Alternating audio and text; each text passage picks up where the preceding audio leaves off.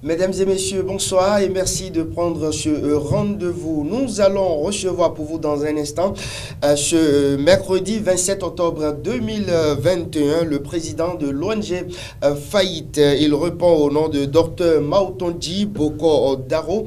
Il est bien sûr l'invité dans la rubrique au téléphone. Mais bien avant, on s'installe avec ceci.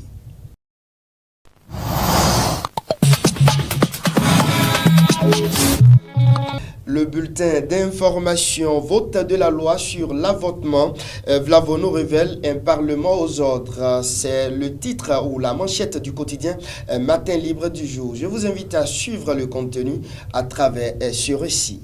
Comment une loi aussi controversée peut être votée à l'unanimité des députés présents et représentés? La question suscite beaucoup d'intérêt, surtout avec la prise de position publique de certains députés contre la dite loi. Que s'est-il alors passé pour que les députés qui ont affiché leur position contre la légalisation de l'avortement en viennent à voter pour, à l'instar du président de l'Assemblée nationale, Louis Vlavonou? Y a-t-il eu des pressions? Non, avait répondu James William Bagidi, porte-parole de l'Assemblée nationale. Pourtant, quelques jours après sa sortie, c'est le président de l'Assemblée nationale en personne qui vient révéler les origines des pressions ayant abouti à l'adoption de la loi querellée à l'unanimité des députés présents et représentés. L'hémicycle a souffert des pressions déchaînées entre pro et contre.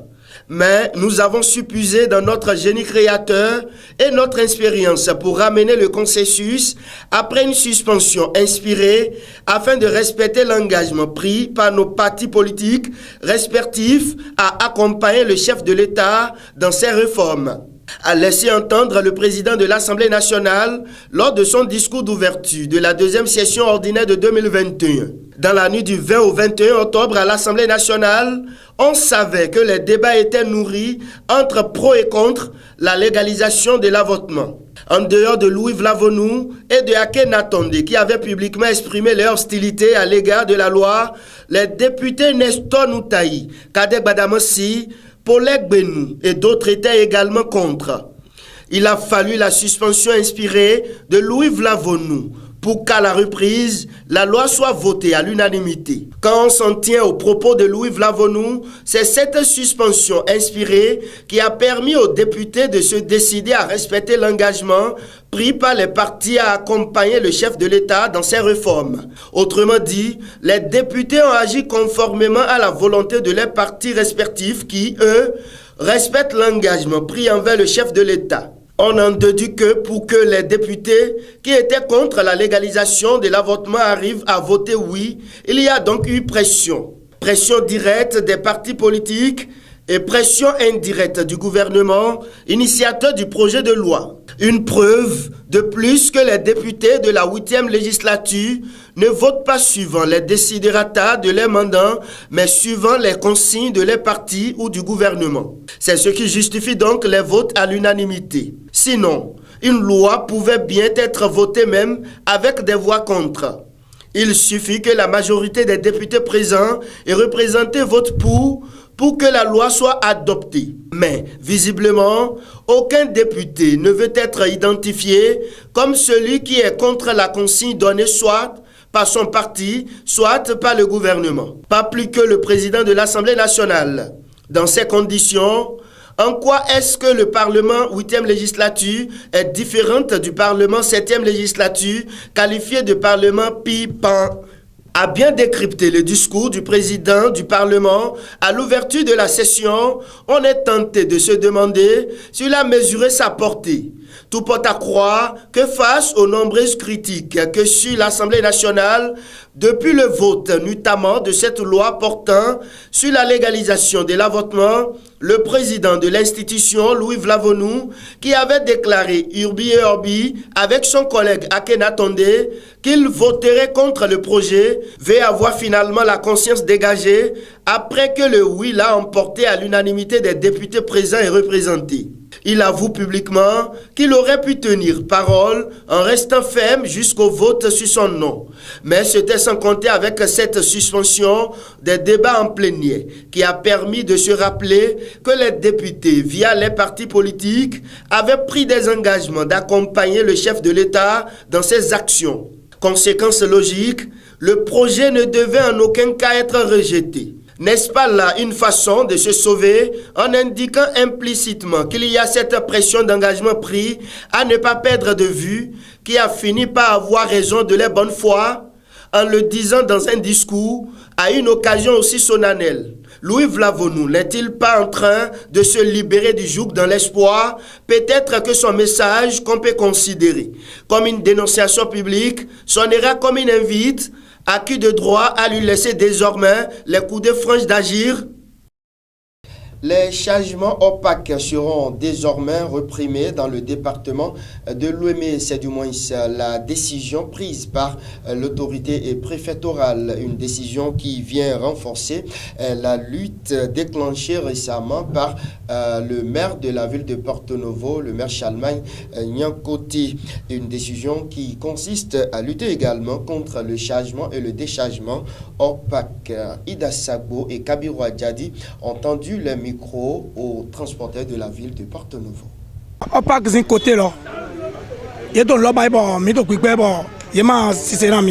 Nous avons toujours refusé le chargement opaque à nos collègues chauffeurs, mais ils ne nous écoutent pas. Je salue notre préfet pour cette répression qu'elle a lancée contre le phénomène.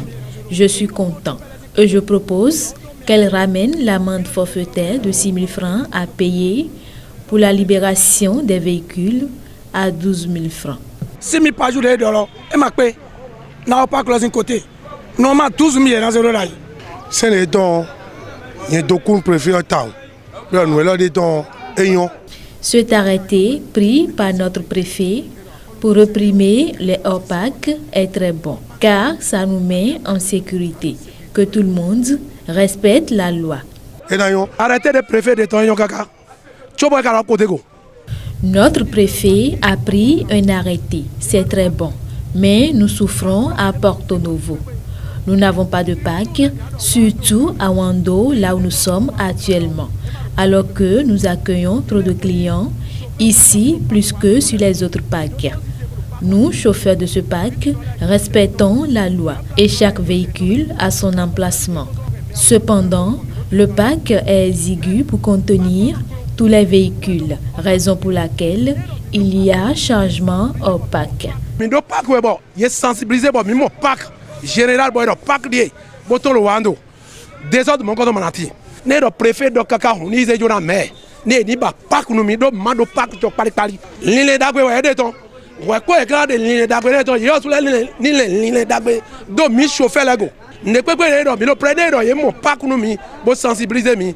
Mi yo sur dans c'est ton ko eko. Je l'annonçais à l'entame de cette émission que nous allons recevoir au téléphone le président de l'ONG Faït, Dr Maoutondi Bokor Daro, avec la complicité de la régie.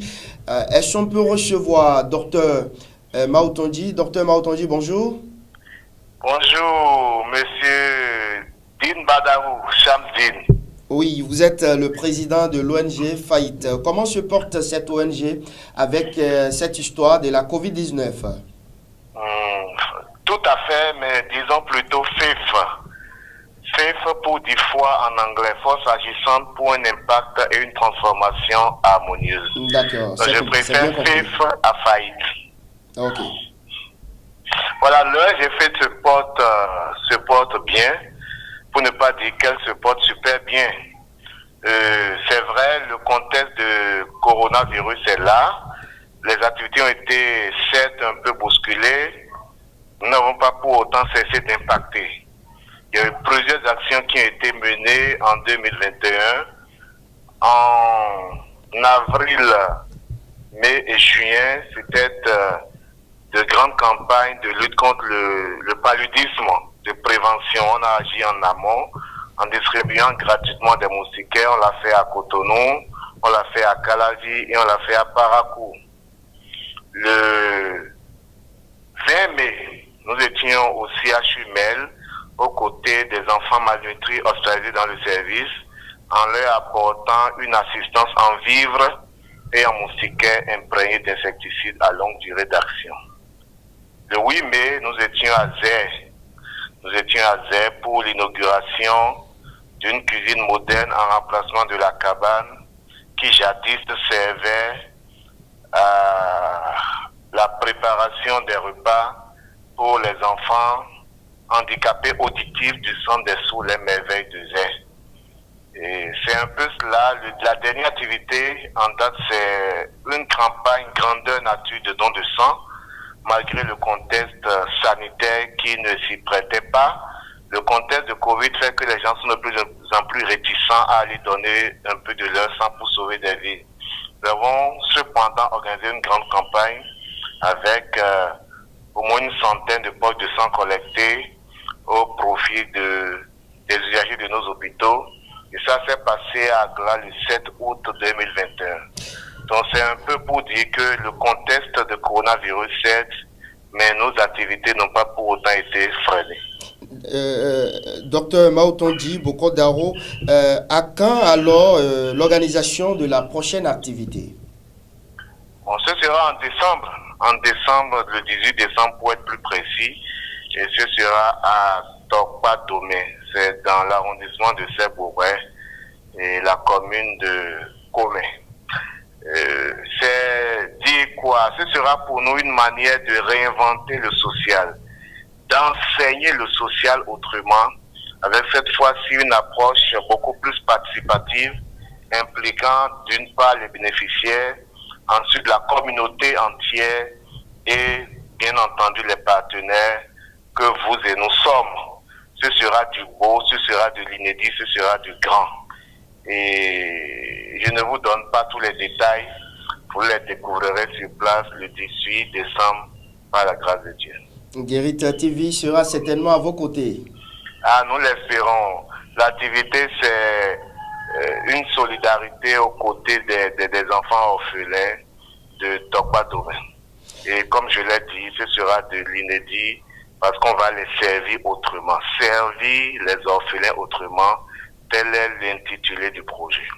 Dans un autre registre, la loi sur l'avortement a été votée récemment à l'Assemblée nationale par les députés à l'unanimité. Votre appréciation? Oui, la position de l'ONG FIF est claire et sans embâche. Nos députés ont plutôt choisi traiter la conséquence et non la cause. Nous pensons que ce n'est pas la solution. Nous pensons qu'une loi scélérate pour légaliser le crime ne saurait être une solution face à une situation de décadence morale.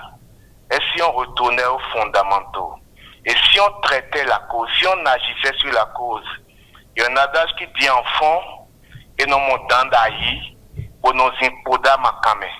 Pour faire une traduction littérale, on laisse le serpent pour donner des coups de bois dans la broussaille. Ce n'est pas la solution. Vous me parlerez peut-être d'unions incestueuses, de relations incestueuses, de relations issues d'enfants ou bien de grossesses issues de viols. Certes, mais je vous répondrai que on en a connu de ces enfants-là qui ont été de ces unions, qui ont été conçues par ces unions incestueuses, mais qui ont bouleversé le monde. La question qu'on est en droit de se poser est la suivante. A-t-on le droit de décider au nom de cet enfant? Parce que cette loi votée par nos députés n'a tenu compte que de la mère.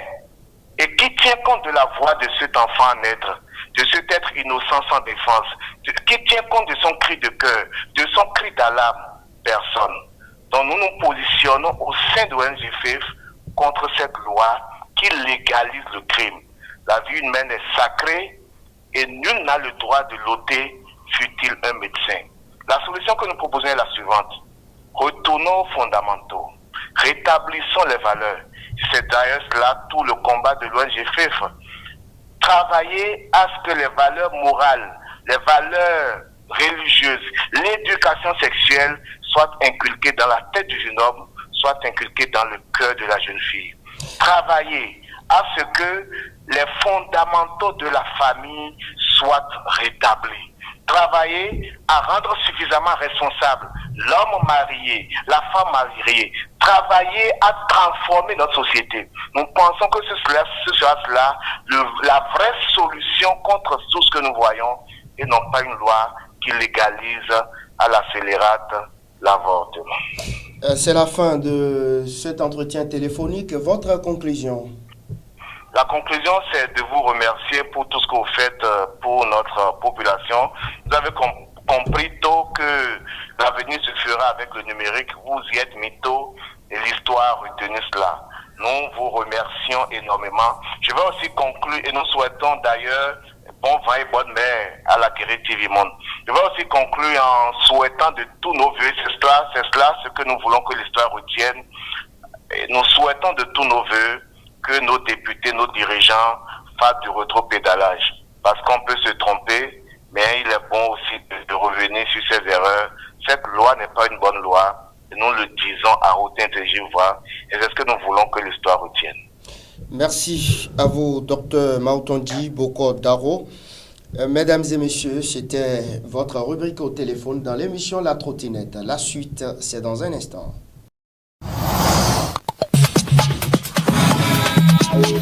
La page rétro du jour donne la parole à l'imam Shakirou Amoussou. Il est le président du FASIC. L'homme se réjouit de la gouvernance talent. On l'écoute. Dieu merci, depuis le 6 avril 2016, l'imam Tello à bord du navire Bénin nous a martelé qu'il le maîtrise fortement de par son leadership, détermination et abnégation. Son Excellence Patrice Talon a révélé le Bénin.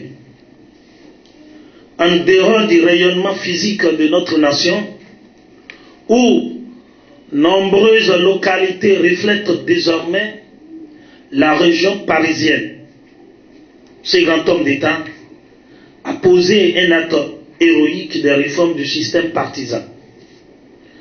Peuple béninois, une nation ne peut être construite sur du sable, mais sur les piliers fondamentaux, des roches décisives et des racines productrices. Les réformes politiques mises en œuvre actuellement dans le processus électoral ne sont que la concrétisation des idées fortes et des propositions tangibles des différentes commissions techniques de nos cadres constitutionnalistes.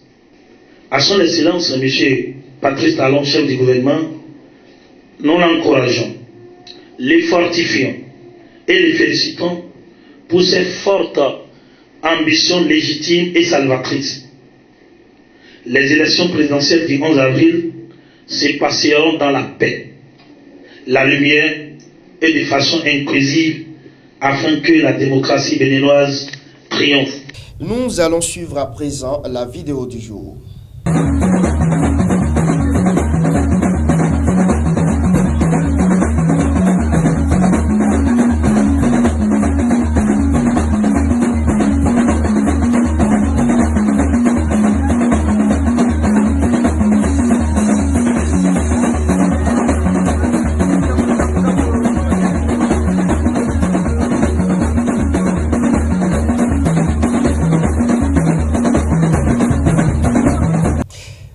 La bonne humeur du vieux. Merci à toutes et à tous pour votre aimable attention et votre fidélité légendaire à Guérite TV Monde. Kabiro Adjadi, Alphonse Boton, merci à vous et à demain.